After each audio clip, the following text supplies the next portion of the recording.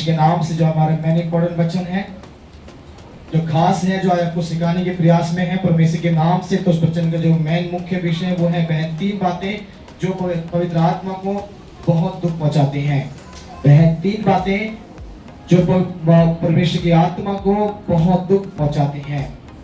आज ये 3 बातें देखना कि मुझ में से कौन सी 3 बातें हैं जिनकी वजह से आज पवित्र आत्मा मुझ में अभिषेक के साथ काम नहीं कर पा रहा, या मैं उस परमेश्वर की आत्मा को दुख पहुंचा रहा हूं। कैसे पहुंचा दे दुख? हम सब लोग ध्यान से सुने, जितने भी बपतिस्मा लिए हुए लोग हैं, जिन्होंने परमेश्वर के लिए नामदान चर्च का लिया है या जो लेने के प्रयास में है, जो काफी समय से विश्वास में है, आप लॉन्ग टाइम से विश्वास में है या महीने 6 महीने साल से विश्वास में है, आप ध्यान करके सुनिए, ठीक है? तो निकालेंगे फर्स्ट परमेश्वर के नाम शिक्षाओं को। देखेंगे पवित्र आत्मा क्या है। क्या पवित्र आत्मा को आप जानते हैं? पवित्र आत्मा कैसे मेरे पास आया या कैसे पवित्र आत्मा के बारे में परमेश्वर ने सिखाता है? निकाले यूहन्ना सुसमाचार उसका 14 अध्याय उसके 17 आयत को पढ़े पहले।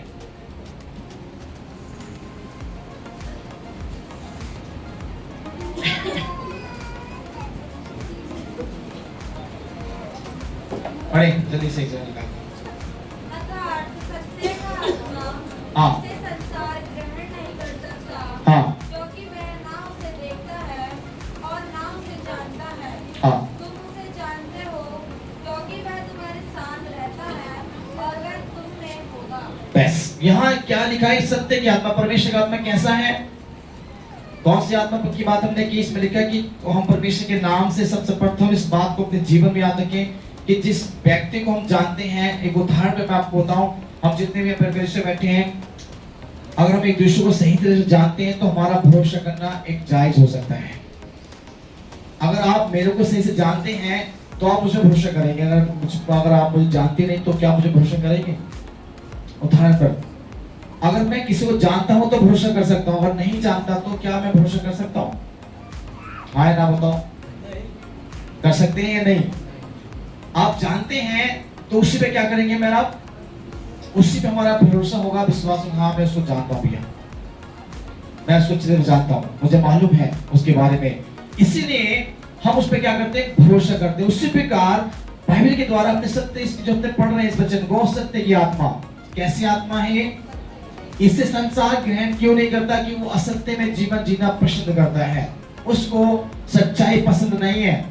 कोई व्यक्ति को अगर तुम अपने उसके पाप के बारे में बताओ कि तुम गाली बकना बंद करो भैया, तुम दारू पीना छोड़ दो भैया, तुम बुरे काम करना छोड़ दो, गुटखा तंबाकू मत खाओ, तुम चोरी मत करो, तुम व्यभिचार मत करो, तुम ये मत करो, तुम वो मत करो, या तुम ऐसे काम करते हो, मैंने अपनी आंखों से तुम्हें देखा है तुम ऐसे काम करते हो, तो वो क्या कहेगा आपको? वो आपसे दोस्ती करना बंद कर देगा, क्योंकि उसे सत्य बात पसंद नहीं है। उस व्यक्ति को असत्य यानी कि सत्य की बात नहीं, उसे दुनियावी बातों में रहकर असत्य पर जीवन जीना पसंद है, इसलिए वो परमेश्वर के सत्य की आत्मा को ग्रहण नहीं कर सकते। कौन? दुनिया, संसार के लोग जो दुनिया में जीवन जीकर पाप में जीवन जी रहे हैं, इसलिए वो कहते हैं उसको ग्रहण नहीं कर सकते और ना ही उसको जानते हैं, वो जानना भी नहीं चाहते उसको, और उनके पास भी नहीं है वो। इसलिए बाइबल कहती है कि तुम उसको जानते हो, वो तुम्हारे पास है और तुम में वास करेगा। क्यों हम जानते हैं इसको? क्योंकि हमने यीशु के बारे में जाना है, क्योंकि हमने यीशु को विश्वास किया, और बाइबल में लिखा है यूहन्ना 14 अध्याय में, उसने डायरेक्ट होकर यदि मैं ना जाऊं तो सत्य की आत्मा जो पवित्र आत्मा है वो तुम्हारे पास नहीं आएगा, और मैं जाऊंगा तो वो सत्य की आत्मा पवित्र आत्मा तुम्हारे पास आएगा, जो वो तुम्हें तुम्हारे लिए सहायता करेगा। एक और आयत पढ़ के इसमें जल्दी समाप्त करना चाहेंगे, आगे चलेंगे, इसी में पढ़ेंगे 24-25 सॉरी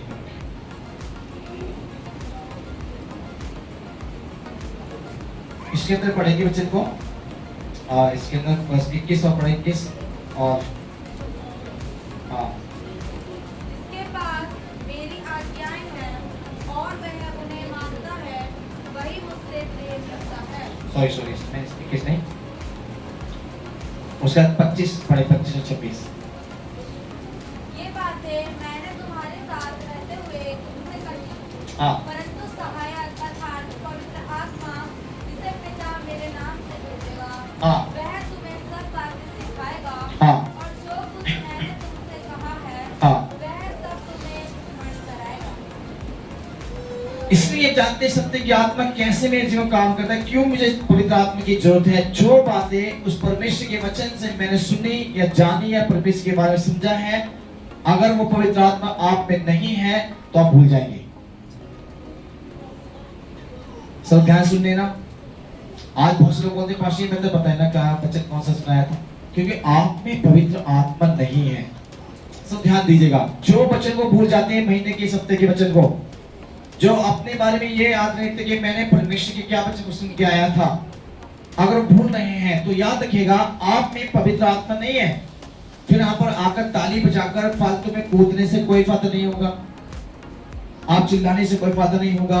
आप बहुत से लोगों में देखता हूँ ताली बजाते हैं, चिल्लाते हैं, नाचते हैं, गाते हैं, कूदते हैं, और उनसे पूछ जाए कि परमेश्वर ने क्या सुनाया गया था, पास्टर जी भूल गए, याद नहीं है, भूल जाते हैं। पास्टर जी थोड़ा सा याद नहीं है तो दवाई मेमोरी करो, बताओ अपने कब खाए थे इस बार बता भी नहीं कब पाए।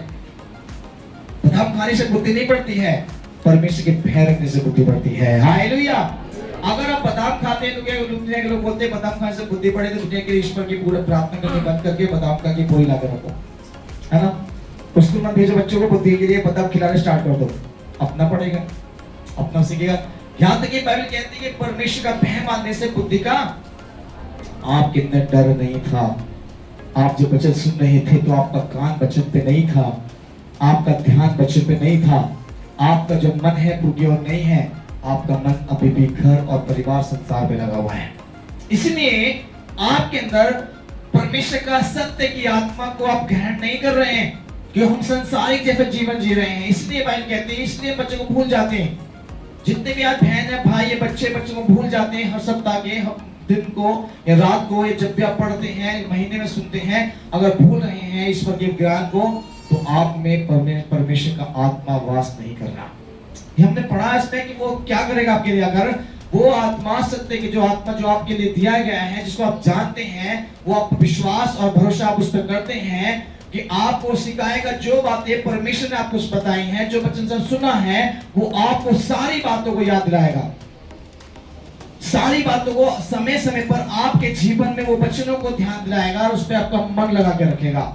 उसका काम करने का तरीका यही है। हालेलुया। परमेश्वर के वचन का आत्मा का जो काम करने का तरीका है वो है आपको हर एक बातों को याद दिलाकर आपको परमेश्वर के रास्ते पे लेके चलना, आपकी अगुवाई को करना। वो मेरा टीचर है, परमेश्वर का आत्मा मेरा एक मास्टर है, और जब उस मास्टर को छोड़कर संसार में जाते हैं तो आप भटक जाएंगे। इसलिए अपने जीवन में उस पवित्र आत्मा को रखना जरूरी, कि वो मुझे सिखाता है, समझाता है, मुझे बताता है मेरे जीवन में कैसे मेरे जीवन जीना है। कई सुनते पता नहीं पड़ता क्या करें। कई परिवार पूछते पास्टर मैं क्या करूं, मेरे को समझ में नहीं आ रहा, मैं कैसे करूं, मेरे को समझ में। कई बहनें आप पूछती हैं पास्टर जी फोन करके, पास्टर को समझ में नहीं आ रहा तुम्हें क्या हो रहा है। आपको समझ में इसलिए नहीं आ रहा बहन जी, इसलिए आप भाई और मेरे बहनों, इसलिए आपको समझ में नहीं आता है क्योंकि आपके अंदर परमेश्वर का आत्मा नहीं है। आपके अंदर परमेश्वर का आत्मा होगा तो आप प्रभु के सामने घुटना टेककर उससे बोले, प्रभु मुझे नहीं मालूम ये समस्या है, ये परेशानी, ये मुसीबत, ये चीज है, मैं कैसे करूं, मुझे बताइए। तुरंत परमेश्वर का आत्मा आप में आएगा और आपकी सारी समस्या को सॉल्व कर जाएगा। आपको रास्ता बताएगा, तुम्हें ये काम ऐसा नहीं ऐसा करने की जरूरत है, क्योंकि हम में परमेश्वर का आत्मा वास करता है। हम संसार के लिए मरे हुए हैं और मसीह के लिए जीवित हो चुके हैं। हालेलुया। इसलिए भाई बताती है, इसलिए आज परमेश्वर के नाम से इस बात को अपने जीवन में याद रखना है। आइए हमारे मेन इंपॉर्टेंट बच्चे में चला जाएंगे। पहला काम क्या है उसका, इसकी 3 बातें हैं, और 3 बात का पहला काम पर ध्यान देंगे परमेश्वर के नाम से। हम पहले वचन को निकालेंगे, वचन देखेंगे। पहला काम हमें क्या नहीं करना है जिससे परमेश्वर की आत्मा को बड़ा दुख पहुंचता है। निकालेंगे इफिसियों की पुस्तक, उसका 4 अध्याय, उसकी 29 और 30 है। पीछे से कोई पढ़े, भाइयों में से पढ़े। इफिसियों की पुस्तक उसका 4 अध्याय और उसकी 29 और 30 आयत को पढ़े।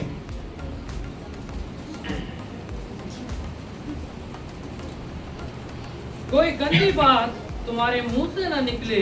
ध्यान से सुनिए सब लोग, क्या बातें हैं जिससे परमेश्वर को बड़ा दुख पहुंचता है, जिन बातों से परमेश्वर आपके लिए कोई भी काम करने में असफल हो रहे हैं, उस आत्मा के द्वारा मांगते बहुत हैं आप, परंतु मिलता कुछ भी नहीं है। आपकी बीमारी ठीक नहीं हो रही है, आपके घर में शांति नहीं मिल पा रही है, परेशानी बढ़ती जा रही है। आपके लिए इंपॉर्टेंट वर्ड है इफिसियों की पुस्तक उसका 4 अध्याय और उसकी 29 और 30 में को ध्यान से पढ़ें। सुने दोबारा पढ़ें। कोई गंदी बात तुम्हारे मुंह से न निकले। क्या बात आपके मुंह से न निकले, थोड़ा ध्यान दीजिएगा। जितने भी बहनें हैं, जितने भी भाई हैं, गंदी बात आपके मुंह से ना निकले। पढ़ें। और आवश्यकता के अनुसार हाँ। वही निकले जो उन्नति के लिए उत्तम हो, हाँ। ताकि उससे सुनने वालों पर अनुग्रह हो। हाँ। परमेश्वर के पवित्र आत्मा को शोकित मत करो, हाँ। जिससे तुम पर छुटकारे के दिन के लिए छाप दी गई है। वैसे आप देखिएगा, परमेश्वर के लिए डायरेक्टली खुल के इंपॉर्टेंट शब्द बोलेंगे कि तुम्हारे होठों से, तुम्हारे मुंह से गंदी बात न निकले। आज बोलते पाशी मेरे घर में बीमारी ठीक नहीं हो रही।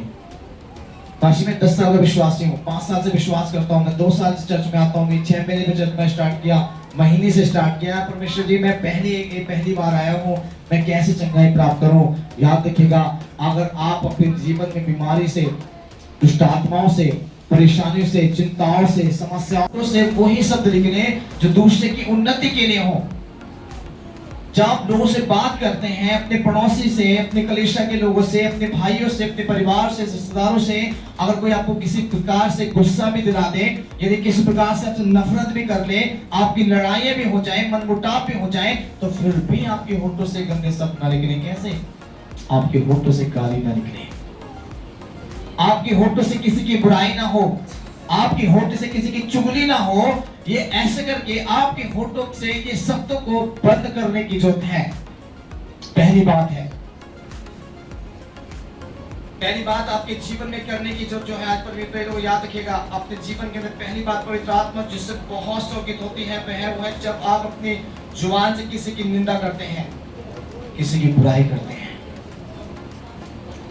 जब आपके होठों से किसी की निंदा होती है ना, जब आपके होठों से किसी की बुराई निकलती है ना, तब परमेश्वर का आत्मा बहुत शोकित होता है, बहुत उसको एक नाराजगी इसके जीवन में जाती है। उसको लगता है कि मैं जिसके लिए अपने बेटे यीशु को कुर्बान किया, आज से 2026 साल पहले इस जगत में यीशु मसीह नाम के व्यक्ति आए थे और उसको भेजने वाला कोई इंसान नहीं था। उसको भेजने में वो एक आम जीवन जीने लिए दुनिया में नहीं आए थे, वो इंपॉर्टेंट और खास थे। संसार में उनका जन्म होना खास था, उनकी मृत्यु होना भी खास था, उसका जी उठना भी खास और ऊपर से आना भी उनका खास होगा। 4 बातें हैं जिनके जीवन में उस यीशु के लिए बड़ी खास बातें रही। जब वो पैदा हुए, कुआरी लड़की से पैदा हुए, जब वो मरे तो क्रूस पे चढ़ा के मारे गए, वो तीसरे दिन जी उठे तो मुर्दे में तीसरे दिन कब्र में से जिंदे निकल के आ गए। चौथा नंबर, जब वो आने वाले हैं तो स्वर्ग में अपनी आंखों से बादलों पर आते हुए देखेंगे। ये 4 इंपॉर्टेंट वर्ड, ये सब यीशु के साथ में है। ये 4 जीवन उसके लिए देखने के लिए इंपॉर्टेंट शब्द मिलते हैं। वो व्यक्ति कैसे 4 जीवन से वो मतलब वो ऐसे 4 शब्द उसके जीवन कैसे आए? आत्मा के द्वारा। उस पवित्र आत्मा से भरकर जीवन जिया था यीशु मसीह ने आज से 2026 साल पहले आकर। सिर्फ मात्र 33 साल दुनिया में रहे थे। कितने साल? 33.5 साल। हमारी आयु में से ज्यादा भी हो सकती है और कम वाले भी हमारे हैं, परंतु याद रखिएगा 33.5 साल से वो मसीह में नहीं था। 30 साल की उम्र में उसने मसीह यीशु परमेश्वर पिता पर क्या करा? विश्वास किया, बपतिस्मा लिया और मात्र 3.5 साल दुनिया में रहकर उसने परमेश्वर के काम को किया। कितने साल किया उसने काम? आप बोलेंगे तो पहले से मसीह में परमेश्वर को जानता, परमेश्वर का पुत्र था, उसके अंदर सारे ज्ञान की भरपूरी थी, बेशक थी, पर वो संसार के इंपॉर्टेंट काम अपने परिवार के भी करता था। 30 साल तक अपनी मम्मी और अपने पापा, अपने भाई और बहनों के साथ रहा। 30 साल उसने एक भी सेवा नहीं की। 30 साल की उम्र में यीशु मसीह कभी भी किसी से बात परमेश्वर के बारे में बोलने के लिए बाहर नहीं गया, किसी भी देश में जाकर सेवा नहीं की। मात्र 30 साल अपनी माता और अपने पिता के साथ, अपने भाइयों के साथ, अपने दोस्तों के साथ अच्छा संबंध बनाया।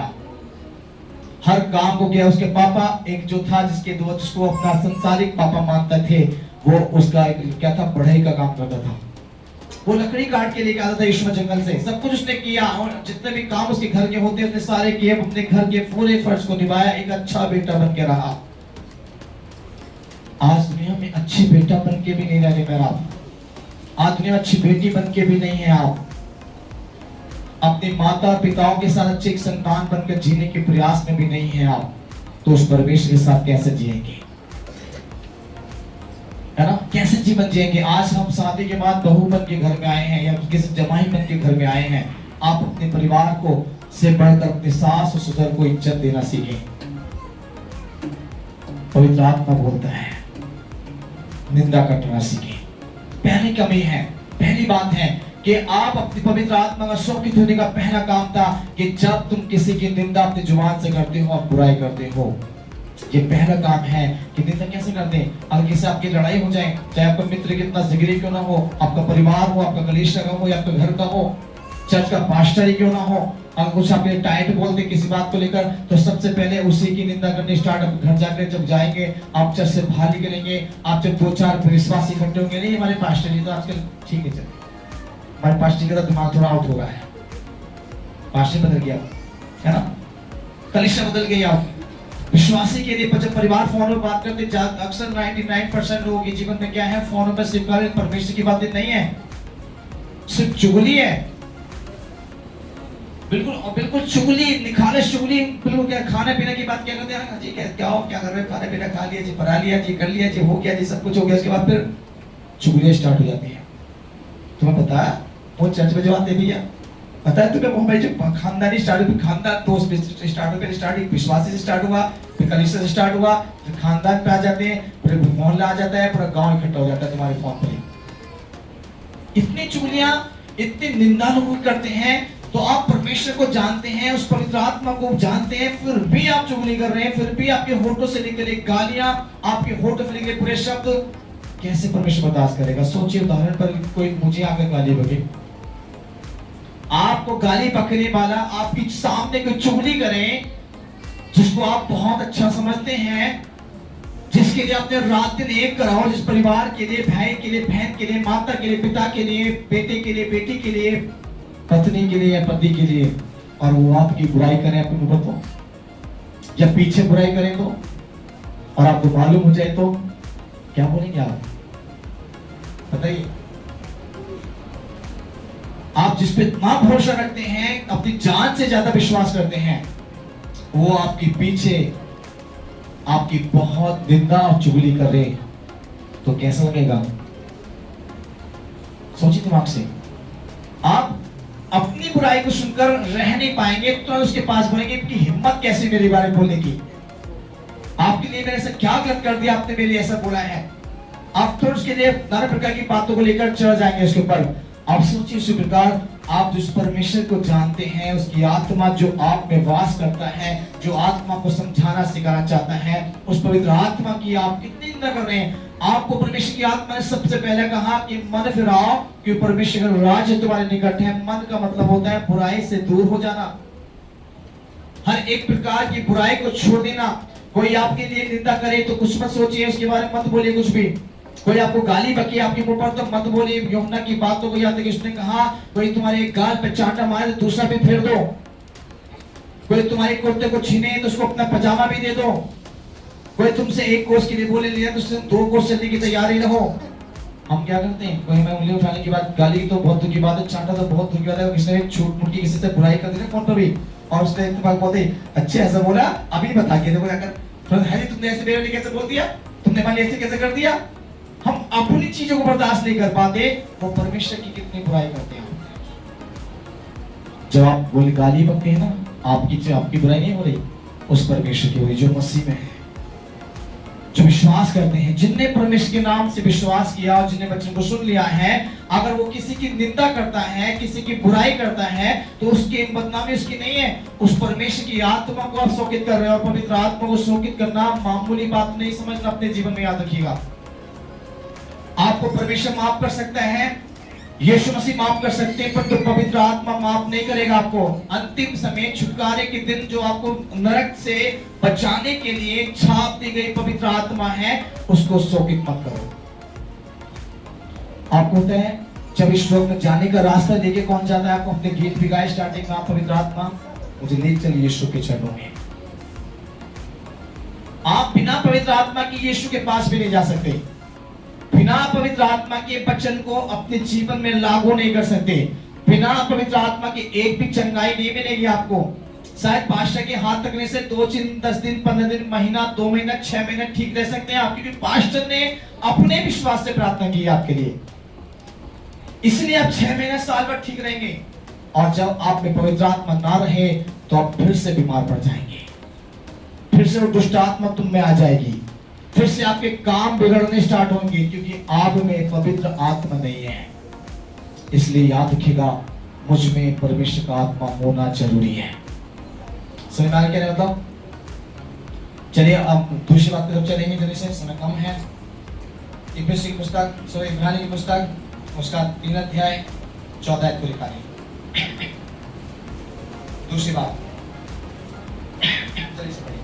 क्योंकि हम मसीह के भागीदार हुए हैं, यदि हम अपने प्रथम भरोसे पर अंत तक दृढ़ता से स्थिर रहें। पीछे से आगे से बीच से पढ़ते रहो, इसलिए एक जगह में पढ़ो, ठीक है? और पढ़िए।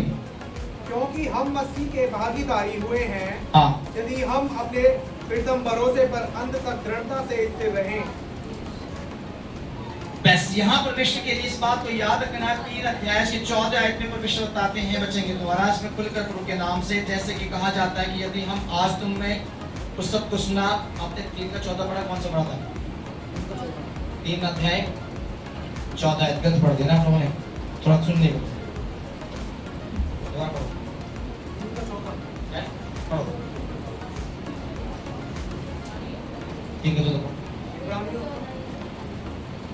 क्योंकि हम मसीह के भागीदारी हुए हैं, हाँ।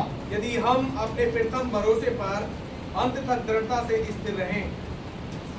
बस यहाँ परमेश्वर जी के द्वारा लिखा है, जो मैं ट्रांसलेशन में लिखा हुआ डायरेक्टली परमेश्वर बताता है कि तो जो इसमें डायरेक्टली खुल के परमेश्वर बोलते हैं जैसे कि तो आपने कहा जाता है कि यदि तुमने आज मेरी आवाज को सुना है तो मान लो कि अपने मन को कठोर ना करो और क्रोध दिलाने के दिन में समय पर ध्यान रखो।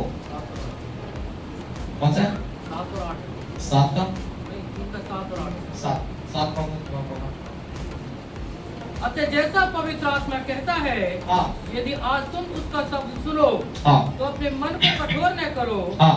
जैसा कि क्रोध दिलाने के समय और परीक्षा के दिन जंगल में किया था। बस यहाँ रखना कि या जब परमेश्वर की आवाज को सुनो, यानी परमेश्वर के वचन को जब सुनते हो तो अपने मन को कठोर मत करिएगा सुनकर ग्रहण करने के लिए। उसके लिए अपने मन को खोल दीजिए, अपने मन में उस परमेश्वर के वचन को ग्रहण करने के लिए खोल दीजिए। ऐसा ना हो कि अपने मन को कठोर करने से आप क्रोध के दिन को याद रखिएगा, जब मूसा ने जंगल उसको क्या इस्राएल को छुड़ा के लेकर आए और वहां के लोगों ने बड़ा मन कठोर किया, चिड़चिड़ापन हो गए, क्रोध करने लगे, प्रभु दास के लिए उल्टा सीधा बोलने लगे, परमेश्वर दास के लिए उल्टी सीधी बातें मन में विचार करने स्टार्ट कर दिया और प्रभु दास मूसा के लिए गलत विचार करके उनके लिए उल्टी सीधी शब्द को बोलने लगे। वहां क्या हुआ?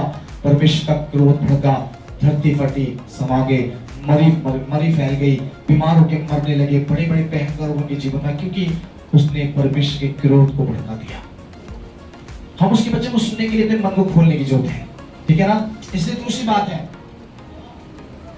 अपने जीवन में याद रखिएगा कि परमेश्वर की आत्मा इससे बहुत ज्यादा क्या होता है, दुख पहुंचाता है। वो उसमें लिखा है उसके लिए क्या, आप जब उसके वचन को नहीं मानते, हल्के में लेते हैं, उसकी बात को कैसे लेते हैं, परमेश्वर वचन को हल्के में लेते हैं, उसके अनुसार जीवन नहीं जीते हैं, ये दूसरी बात है।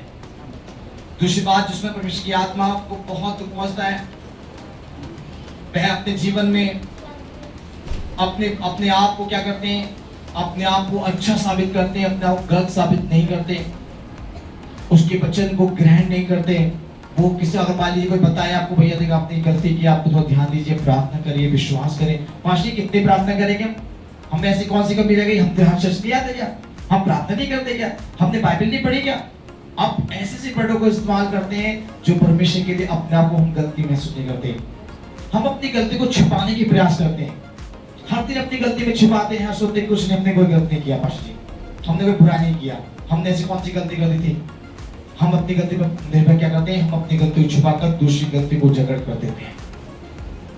इसलिए बाइबल में एक बात लिखा हुआ है कि तुझे कपटी, तुझे अपनी आंख का लट्ठा तो सूझता नहीं है, पर अपने भाई का तुझे तिनका दिख रहा है। तुझे अपनी गलती तो नहीं दिखाई दी, तू बहुत बड़ी गलती करके बैठा हुआ है, पर दूसरे की गलती से छूट की भी बड़ी दिख रही है।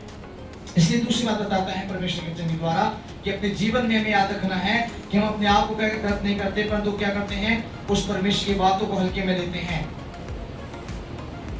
इस बात पर हम ध्यान नहीं देते।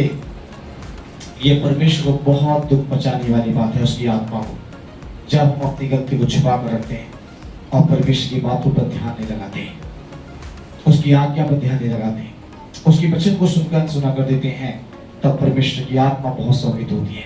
तीसरी बात जल्दी से पढ़कर समाप्त करेंगे, निकालेंगे वचन को, इब्रानी की पुस्तक 10:29।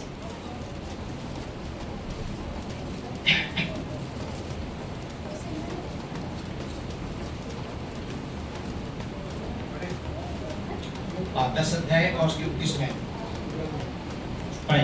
तो सोच लो हाँ। कि वह कितने और भी भारी दंड के योग्य ठहरेगा, हाँ जिसने परमेश्वर के पुत्र को पांव से रौंदा हाँ और वाचा के लहू को, जिसके द्वारा वह पवित्र ठहराया गया था, हाँ। अपवित्र जाना है और अनुग्रह के आत्मा का अपमान किया। बस अब सोचिए, इस वचन को अगर ध्यान दीजिए, यहाँ परमेश्वर के पुत्र यीशु मसीह को अपने पांव तले रौंदने की बात बता रही है। इस वचन को क्या बता रहा है परमेश्वर के वचन, इसमें जो पढ़ रहे हैं हम लोग, बहन लोगों से पढ़े, बहन लोगों ने सुना है सब, बहन में से जो पढ़े। तो सोच लो कि वह कितने और भारी दंड के योग्य ठहरेगा, हाँ जिसने परमेश्वर के पुत्र को पांव से रौंदा और वाचा के लहू को, जिसके द्वारा वह पवित्र ठहराया गया था, अपवित्र जाना है Yes. और अनुग्रह के आत्मा का अपमान किया। बस यहाँ परमेश्वर याद रखिएगा, वचन के द्वारा आप कैसे ये तीसरी गलती करते हैं कि आप यीशु को अपने पांव तले कैसे रखते हैं, उसका अपमान कैसे करते हैं, जब आप अपनी मर्जी पर चलते हैं, जब आप चर्च के कोई भी वचन के द्वारा जीवन नहीं जीते, मान लीजिए शादी हो, विवाह हो, बच्चे का जन्म दिवस हो, नामकरण हो, मृत्यु हो, घर में कोई परमेश्वर फंक्शन हो, परिवार में कुछ शादी हो, दोस्त मित्रों के संग जाना हो, कहीं घूमना हो, कुछ काम करना हो, कुछ सामान लेके आना हो, ये सब कुछ आपकी मर्जी के निमित्त होता है, वचन के द्वारा नहीं करते। आप गलाती की पुस्तक उसका 5 अध्याय 6 अध्याय को पढ़िएगा, वहां लिखा कि बिना परमेश्वर की आत्मा के अनुसार जो करता है वो उसके जीवन में क्या मिलता है। इसलिए आपको हर एक चीज में बाइबल में लिखा हुआ है कि की पुस्तक में कि काम में बच्चे में जो भी कुछ किया करो यीशु मसीह के द्वारा पिता को धन्यवाद दिया। और हम क्या करते हैं, अपनी मर्जी से मन में आया तो खा लिया, मन में आया तो घूमने चले गए, मन में आया तो कुछ खरीद कर लिया, मन में आया तो कुछ काम कर लिया, मन में आया तो चर्च में आ गए, मन में आया तो प्रार्थना कर ली, मन में आया तो बाइबल पढ़ ली, मन में आया तो मतलब कुछ ना कुछ कर लिया, और मन में नहीं आया तो कुछ भी नहीं करा। मन मर्जी के साथ दूसरा जो आप यीशु मसीह को तो क्या करते हैं, अपनी मन मर्जी चलाने वाले व्यक्ति यीशु को क्या करता है, पैरों तले रौंद देता है। और दूसरा नंबर, जब आप अपने जानबूझकर कोई पाप करते हैं और उस पाप को छोड़ते नहीं और लगातार करते हैं, तो आप यीशु का अपमान करते हैं, उस परमेश्वर के नाम की निंदा करते हैं जिसने पूरी दुनिया को बनाया, जिसने मुझे और आपको बनाया। लास्ट वर्ड कैसे करते आप, कौन सा पाप ऐसा है जो मैं जानबूझ कर रहा हूं, जो इंसान बार बार झूठ बोलता है, मालूम है झूठ बोला पाप है, और बाइबल के द्वारा बिल्कुल गलत है, हमारे जीवन में नहीं बोलना चाहिए, और फिर भी मैं झूठ बोल रहा हूं। झूठ बोलकर उल्टी सीधी बात बनाकर हम लोगों के सामने तो अच्छा बन सकते हैं, परंतु उस परमेश्वर के सामने हम निंदित हैं, हम घिनौने हैं, हम पापी हैं, और उस पाप की सजा परमेश्वर मुझे एक दिन देंगे। शायद ये पाप की सजा मुझे आज नहीं मिल पा रही है, शायद इस गुनाह की सजा में आज नहीं कर पा रहा। बहुत से लोग क्या करते हैं, व्यभिचार में लगे हुए हैं, फोनों पर गंदी गंदी वीडियो सुबह सुबह के देखना, लड़कियों लड़कों से बात करना, अपने परिवार के लोगों के संग अच्छा व्यवहार ना करना, आप बार बार किसी को धोखा देना, किसी को झूठ बोलकर ठग लेना, ये जानबूझ के गलती कर रहे हैं। आप किसी को अपना पैसा ब्याज पे दे रहे हैं, आप किसी का लेकर देते नहीं हैं, आप किसी अपने पड़ोसी के साथ अच्छा संबंध नहीं रखते, आपको मालूम है कि बाइबल इन सब बातों के लिए मना करती है, फिर भी आप करते हैं, तो इससे बड़ा परमेश्वर को निंदा करने वाला और यीशु को बैठ कर जोड़ने वाला कोई नहीं है। ऐसा व्यक्ति अगर कोई ऐसा कर रहा है व्यक्ति, तो यीशु को अपने पांव की तरह क्या करता है, रोता है और यीशु का अपमान करता है वो व्यक्ति। अगर आप ऐसे नहीं छोड़ोगे तो उसकी सजा बहुत बड़ी है भैया। आप इसका भयानक रूप देखो अपने जीवन में कर। आपके साथ आपकी पीढ़ी, आपके बच्चे, बाइबल लिखा हुआ है श्राप जो है वो 7 पीढ़ी छोड़ने वाला नहीं है। 7 पीढ़ी आपकी नष्ट और तबाह की तरफ चली जाएगी यदि आप जानबूझकर पाप करते रहेंगे। तो आप जानते हैं कि सब बातें ठीक नहीं है, फिर भी हम कर रहे हैं। इसे समय नहीं आज मेरे पास, बच्चों का टाइम पूरा हो गया, इसलिए मैं समाप्त करने के प्रयास में हूँ। और आज सारी बातों को आपके सामने रखकर यही बात आप लोगों से कहने की प्रयास में 3 बातों को अपने जीवन में याद रखिएगा। फिर से मैं आपको रिवाइज करना चाहता हूँ 3 बातों को। सबसे प्रथम, आज परमेश्वर के नाम से अपने जीवन में याद रखिए, हमने जो पढ़ा परमेश्वर को जानते हैं उसके अंदर पवित्र आत्मा को क्या करना है। जब आप अपनी जुबान से किसी की बुराई और चुगली करते हैं, कभी भी चुगली मत करिएगा किसी की, चाहे कितने दुश्मन क्यों हो आपका, चाहे कितना भी बुरा व्यक्ति क्यों ना हो, चाहे कितना बड़ा पाप आप उसने आपके संग क्यों ना करा हो, आप उसकी कभी भी चुगली मत करिए, कभी बुराई मत करिए, आप उसकी कभी निंदा मत करिए। दूसरा नंबर इसके अंदर परमेश्वर बताते हैं, आप अपने जीवन में याद रखिएगा, आप अपनी गलती को छुपाइएगा मत, आप अपनी गलती को मानना है। हाँ, मुझसे गलती हुई है, जानते इस गलतियों की अपने पाप के द्वारा जब किसी की चुगली करते हैं, निंदा करते हैं, आप अपनी गलती को छुपा देते हैं, दूसरे पर आरोप लगाते हैं, उस परमेश्वर के वचन को हल्के में लेते हैं। और तीसरा नंबर, जब आप जानबूझ के पाप करते हैं जिसके लिए ईश्वर ने मना किया, गाली बकना, झूठ बोलना, फ्रॉड करना, अपना पैसा ब्याज पे देना, ये सब बातें जब आप करते हैं तो मुझके मेरे साथ साथ मेरे बच्चों पर, मेरे संतानों पर एक बड़ी आफतें आ जाती हैं। बड़े भयंकर रोग, समस्याएं, तकलीफें, मुसीबतें, घर में मनमुटाव, पैसे की कमी होना, घर में परेशानी आना, बहुत सारे प्रॉब्लम्स स्टार्ट हो जाते हैं, आप समझ नहीं पाते। इसलिए 3 बातों को बिल्कुल अपने जीवन से निकाल कर फेंक दीजिए।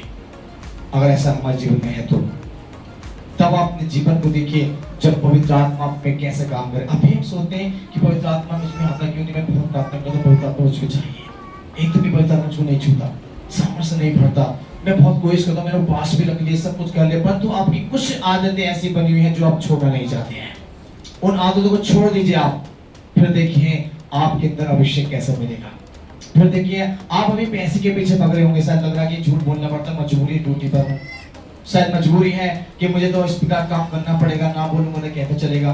अरे मजबूरी है, कोई मेरे सामने आता है उसकी चुगली हो जाती है मुंह से, मजबूरी है, मैं क्या करूं, अपने पाप छुपाने पड़ जाते हैं। कई बार मैं छुपक छुपक कर गलत बात करता हूँ फोन पर, अदरवाइज और चीजों से। आप ऐसी मजबूरी को अपने जीवन में, मौत को क्या कर रहे हैं, इन्वाइट कर रहे हैं। आप अपने घर में अपनी परेशानी को इन्वाइट कर रहे हैं, बीमारी को अपने घर में इन्वाइट कर रहे हैं ऐसे काम करके। इसलिए भला होगा इनको छोड़ दीजिए, भला होगा तो त्याग दीजिए। मजबूरी नहीं है ये, आपके लिए बहुत बड़ी समस्या का सामना है। अभी नहीं दिख रहा है, मेरे छोटे दूध पीते बच्चे को सब हो सकता है, मेरे घर में परेशानी का सामना हो सकता है। इसलिए याद रखिएगा, परमेश्वर आपको साथ देने वाला है, आपके लिए काम करने वाला है। वो पवित्र आत्मा सहायक है, वो मेरा सहायक है, वो मुझे सहायता करता है। इसलिए पवित्र आत्मा को शोकित मत करिए, अपने मित्र को शोकित मत करिए। वो आपका मित्र है पवित्र आत्मा, वो आपके लिए हर काम को सफल करने, आपकी बीमारी को चंगा करने के लिए, आपके काम को सफल करने के लिए, आपकी समस्या को दूर करने के लिए, आपके लिए मार्ग दिखाने के लिए, सब कामों के लिए वो आपके साथ है। इसलिए जब आपको किसी की चीज की जरूरत पड़ेगी तो किसी इंसान को बुलाने की जरूरत नहीं है, पवित्र आत्मा को बुलाएं और फिर देखिए कैसे काम होता है। आप बीमार हैं, आप डॉक्टर को बुलाएंगे, फोन करने जाएंगे, दुकान पे जाएंगे, समय लग जाएगा, घुटना टेक कर मुझसे बोलिए, तेरी आत्मा को विश्वास से मैं बोलता हूँ मुझे सामर्थ्य दे, मैं चंगाई कर। आप हैंड टू हैंड चंगे हो जाएंगे, तो आपको चंगा करेंगे। इस वजह के साथ आप सभी को आशीष देने पाए, सब अच्छा मसीह। आइए